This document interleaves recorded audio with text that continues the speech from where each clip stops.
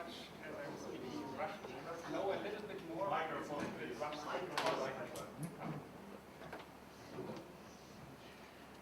That was all what I have left from my Russian. I was a little bit more speaking, but since I spent less in Russia, I need to practice this a little bit more. I'm based in Munich. I'm working for Autodesk on basis. I'm doing market development for the manufacturing solution. That means I'm introducing new solutions or new products on a worldwide basis to some key countries to see how they are adapted by our customers. Like a lot of you know, and like it is everywhere in the industries, not all products are always taken immediately off. So we need to explore how they are adapted by our customer, and that is done with my group. I was asked today to talk about Autodesk sustainability strategy, and I will go through what we have already today and trying to give you also a little bit outlook in what can come in the future. So, as you can see, or that is a picture how we are seeing ourselves, we have around 100 plus products, we have around 9 million users, and we have billions of people who are then getting products out of that what our customers, our users are producing. So our impact in terms of what we are doing in terms of sustainable design can be quite big. So as a provider, as a leading provider of design, innovation and software, the single most contribution we can do is that we are providing to our customers design and engineering software tools which are enabling them to do smarter and more sustainable design decisions. So our mission is to simplify sustainable design by providing information and tools to our customers which are enabling them to make these smarter decisions during the whole design process. How we are envision to democratize this whole thing is by making them more easy to use and affordable, so that every company can do sustainable design or easier sustainable design, and not only those who have a lot of money and can invest and are on the leading edge in sustainable design. So let's look a little bit into how Autodesk is doing sustainable design, and I'm speaking for my colleagues of AEC, so architects, engineering and construction, and their foundation is building information model. Building information model is something which is enabling the architect, first of all, to give the vision around what he is designing, where he needs the support of the engineers and construction to experience the whole building before it becomes real. When I'm speaking to my architect or to my AEC colleagues, they are often telling me, you in manufacturing are far ahead. You need to envision or you need to think about how construction building is running. Like in manufacturing, everything, every piece of material would come not pre-manufactured to the assembly line. That is how a construction site is done. Pipes are coming in hundreds of meters, and then it is cut exactly to the length at the construction site. Where in manufacturing, a lot of these things are pre-manufactured when they are coming to the assembly line. And building information model is trying to do that you can, at the beginning, the architect, the civil engineer, is already with key stakeholders enabled to discuss and visualize and simulate how the product, how the building should look like. Yeah? And to document better what one portion who is responsible for one specific task within a building needs to do so that the construction can be done faster, more efficient, and also what is important in terms of sustainable design and environmentally friendly. So what are our colleagues from AEC providing? They have essentially 4 to 5 products. One is Autodesk's Ecotech analysis.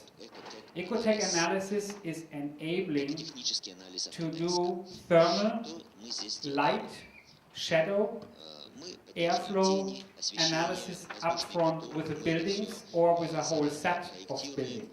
So you can envision, if you are building a high building, like skyscraper, or let's say 10 floors, 15 floors, where is the shadow falling? What it means to the environment of the other buildings, what it means to the airflow going around this building.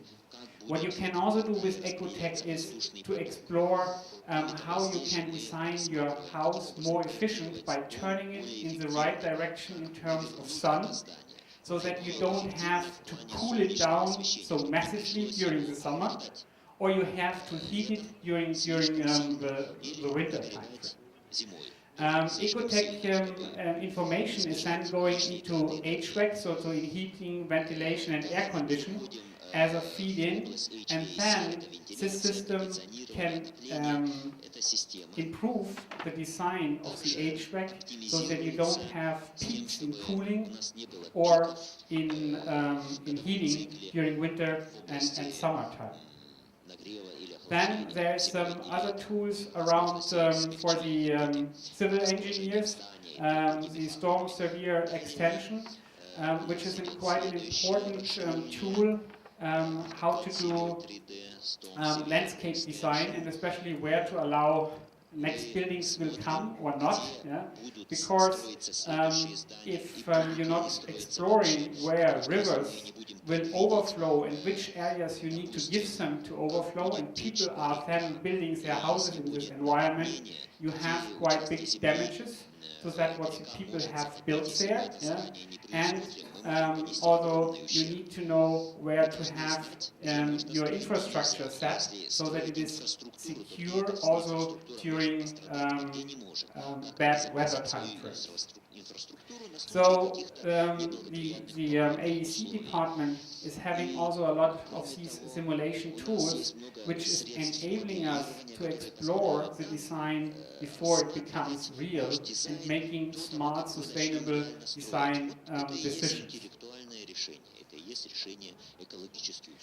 So, building information model and these important simulation tools, which are essential for doing sustainable design, is one portion. And you are seeing on the left side, you are seeing building information model. And on the other side is where we are coming and what is our foundation in manufacturing, and we are talking since more than 4 years around, is digital prototyping. Both have in common that we are saying explore your ideas before they become real through designing, visualize, simulate and analyze your product. And the product can be either a mechanical product or it can be a building. Where both things are coming together is here when we are talking about building equipment manufacturers or building fabricators. What is building equipment manufacturers? These are people who are doing, for example, air conditioners or lifts, escalators, like you are seeing here in this area. Building fabricators are people who are doing internal design or like things like curtain walls. When I'm talking about internal designs, it's staircases, it's front desks, things like that. We consider that in Autodesk belonging more to the manufacturing side because they are manufacturing mostly mechanical equipment, which is then going in the building. And here is where we are seeing a lot of benefits, also for sustainable design, but also for these customers, because they can explore the design before it comes real. They can use from our AEC colleagues the data model, and the manufacturers can hand over simplified models with the essential metadata, which is then used in the building information model. Because it's not only important how the geometry is looking like, it's important where it is interfacing.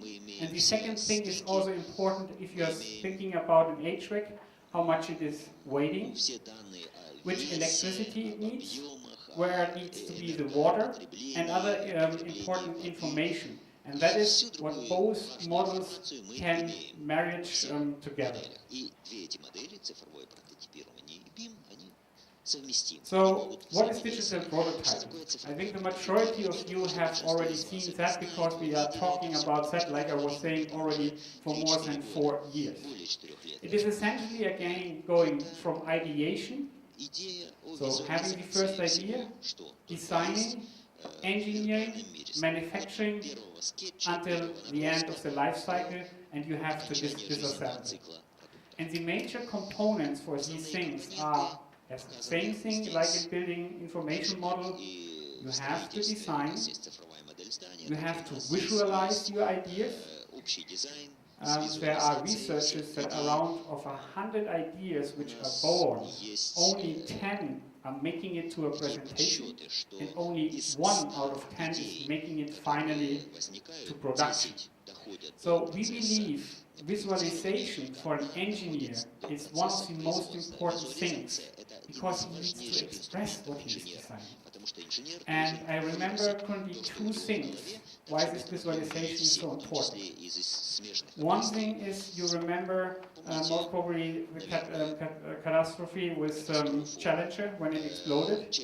And the major problem was that the guys who were designing the booster rockets and the feeling couldn't express, beside numbers and some drawings, what it would mean to have a different design of these ceilings. If they would have, our belief is, if they would have had better visualization capabilities in terms of demonstrating how these ceilings are looking like, how they are performing under very cold weather conditions, they would have got the money they would have needed to do a different design.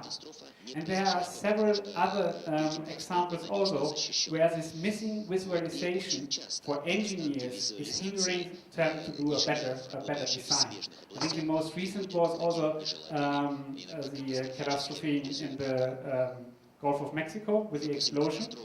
There was also the security valve. In investing in a better design of the security valve was also turned down because it was only going around numbers and some drawings, and not being able to show how the better security valve design would avoid such catastrophe with this explosion. Simulation is very important to know upfront how the whole thing is working, yeah? And then, of course, drawing your analysis. So, for manufacturing, we have 8 objectives which we are recommending to look at. In this recommendation, we have a second recommendation: don't try to do all 8 things at the same time. Pick 2 or 3, concentrate on them, and do them best.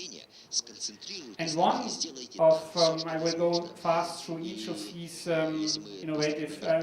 each of these design objectives to give you some examples. When we are talking about innovation, yes, a customer or a user or an engineer is often innovate through his studies, what he learned at university, combining a lot of things together. But in a lot of cases, it is asking Mother Nature.